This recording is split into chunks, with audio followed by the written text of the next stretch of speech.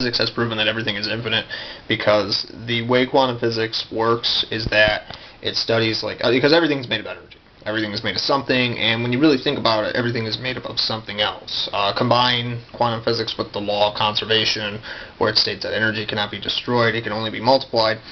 And if you know how nuclear fusions and nuclear fissions work, you can get an understanding that, combine that with quantum physics, you can get some real interesting results as far as understanding how things work in an infinite cycle, how energy can change, like a chemical and a physical change, for example. Chemistry is another good example. Any kind of science will do, if you really think about it. You know, like cosmology is another one.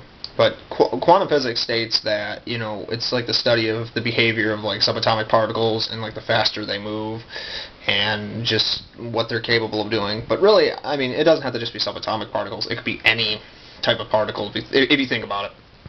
You know, just what they do and how they can interact with their surroundings and change things, and it keeps this constant motion going, where eventually what happens is it leads from one result to the next. Like for example, like chemical combining and ions. Again, like I said, nuclear fusions and nuclear fissions.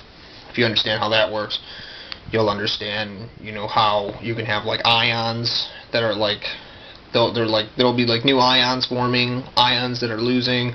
There'll be like other formulas that are forming substances, formulas, and all these just different, these really long formulas that you could find in like chemistry with the periodic table, and like even in physics, you know, where like, you know, you just got all these formulas that are just back and like it just you're essentially getting different results. And heck, I'll throw this out there too, like alchemy, for example, too. You know, to take something and turn it into something else based on, you know, it just goes to show you that, you know, even with energy or quantum physics, you know, once you come to that understanding of like how something works and how to classify it, you can do something useful with it. So it's only a matter of time before, like, you know, scientists, like, I mean, they're always making breakthroughs anyways, and I thank them greatly, because that's why I'm making this video. You know, when you really think about it, like, quantum physics has proven that every single thing that we see is literally a different possibility. And because everything's in motion, and because we just don't know everything, it just proves that everything is endless, because there's always something out there being created, something new based on the universe's behavior.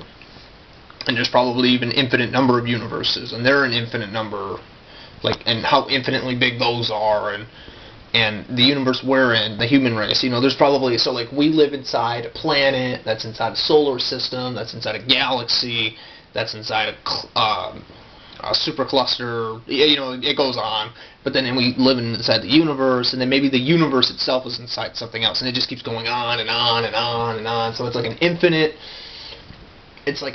storage capacity, and there's an infinite number of those, if that makes sense. And quantum physics just kind of explains in one of the many ways how some of these things just even begin to work.